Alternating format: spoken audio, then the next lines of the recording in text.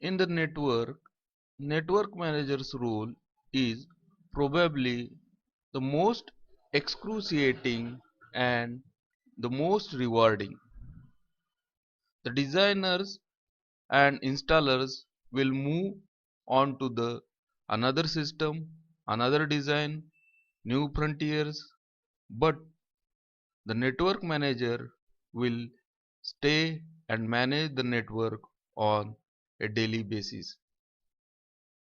As network manager, you are the ruler of your own castle.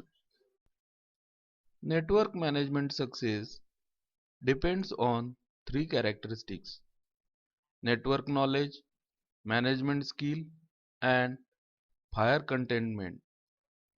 And for successful network manager, you should have following management skill. 1. Configuration management. Second, fault management. Third, performance management. Fourth, security management. And fifth, account management. Configuration management starts with network documentation.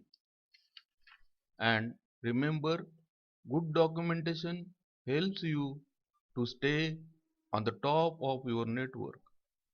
After all, as soon as you get it working, things will change almost immediately. The only constant in networking is variation and transition. You should focus on the following areas as you develop your configuration management documentation. These areas are: 1. Network management systems, 2nd. Documentation elements, and 3rd is change order management. Network documentation can be a full-time job, so you will need help for gathering all your data. A network management system is a set of programs that integrates many management functions under a single interface. Many systems include problem detection and reporting capabilities. Along with fault management, a management system will often be able to create baseline data for making comparisons and for charting trends. Network management system may consist of software only or hardware only or a combination of software and hardware. Even if you did memorize everything about the network, the documentation is very much important. Here are the three main aspects of network documentation. 1. Network. 2nd, history and users, and 3rd is resources. The network is the core of your documentation. The information in this section details several different aspects of physical and logical network. You need to keep track of where everything is, how many components are there, how they are related, and who uses them. In general, you must keep track of following 5 components: 1.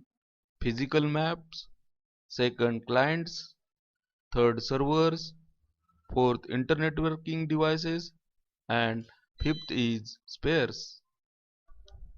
Another important point in the network documentation is the history and the users. History teaches us much about the present and the future. A detailed and accurate record of LAN's history can help you to solve current problems and prevent in future. This area of network documentation focuses on three main concerns. 1. land utilization, second general business model, and third is user data.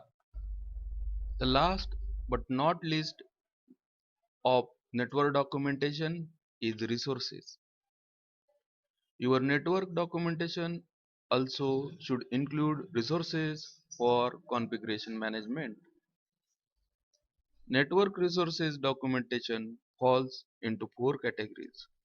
One, client data, second, special situations, third, networking concepts, and fourth is product knowledge. Change order management is an important aspect of configuration management. It involves keeping track of what you are doing to the network and to the documentation. The change order log is the centerpiece of change order management.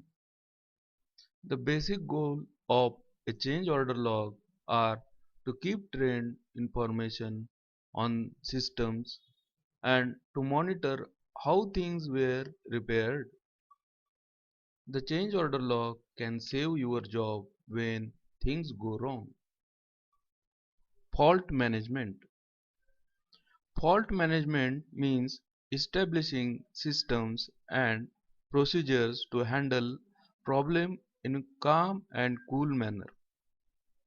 We must address three important topics related to fault management: how to identify faults quickly, how to assign priority to problems, and how to respond to fix problems. Here is what we need to do: it is 1.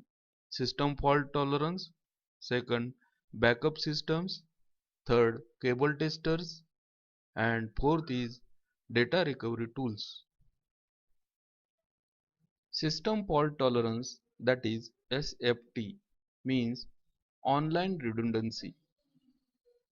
SFT is available for power supplies, hard drives, disk controllers, memory, and total file server systems. Backup systems is one of the most important point that fault management has, and is very important when network problem occur and SFT support is limited. Cable testers are electrical tools used to evaluate the electrical properties of a network segment. To use cable tester, you need to know the exact specifications for your network wiring system. Cable testers also can help you to locate faults. When a cable segment is damaged physically, cable testers can locate the fault within a few feet. Data recovery tools.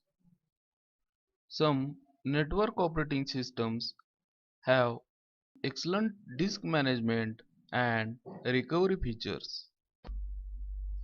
Performance management. When users are asked how fast the network should be, they always answer just a little faster. Users measure network performance in response time. That is, how fast can they log in, launch an application, and print a report. The network performance is based partly on identifying bottlenecks. Managing network performance means creating baseline reports of errors and throughput, looking at problem response times, estimating future needs, and finding ways to keep the user satisfied. There are several tools and techniques are available to help us with this task. Some of the important tools are: 1. LAN Analyzer for Windows, second LAN Analyzer for NCC, and third is sniffer. Security management.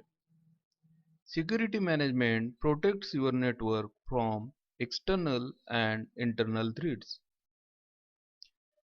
Believe it or not, some of the most dangerous threats are internal. Your average employee don't try to harm their network intentionally. It just happens.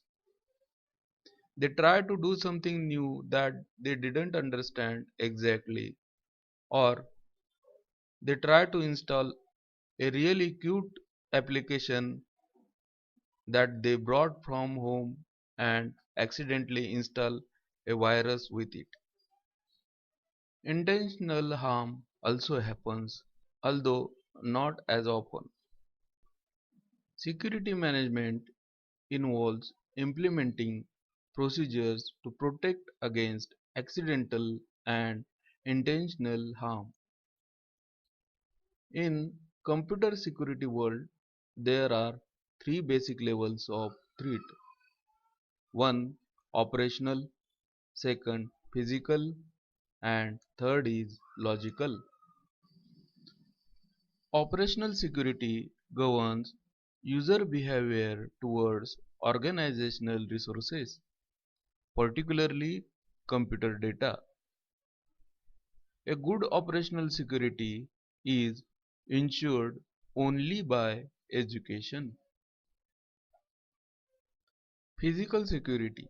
If an intruder gains access to your server room or computers, then he or she can cause a lot of damage.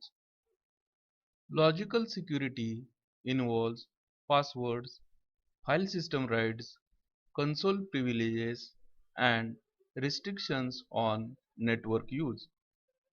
In other words, once you have physical access to the network facilities, then what are you allowed to do with them?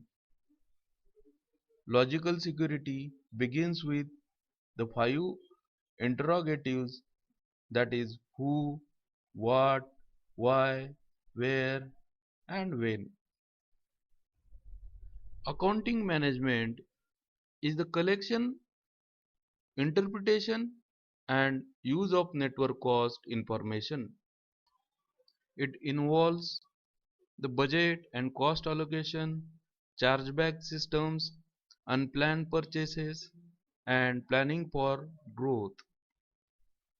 When a budget is put together, the networking people submit their requirements for coming fiscal year. When the finance people ask why you require this, then you should have a good answer with required data. Chargeback systems. In some organization, the network group is on its own and is not allocated a budget. Instead, the group must pay for itself by charging for its services as outside vendor. In this case, accounting management can be genuine lifesaver. Implementing an accounting system in your architecture will allow you to charge fairly for general use of the network. Some third-party metering and auditing programs can be useful for this purpose. Unplanned purchases. Budgets are estimates. They estimate needs for a given fiscal period, but these estimates don't always cover unexpected failures or additions. In such cases, someone has to pay for the added expense. Accounting management allows you to look at a given purchase and either charge the party who used it mostly or fairly distribute the cost among the various network service users based upon their usage statistics. Planning for growth. Accounting also can help to quantify network service used and demanded.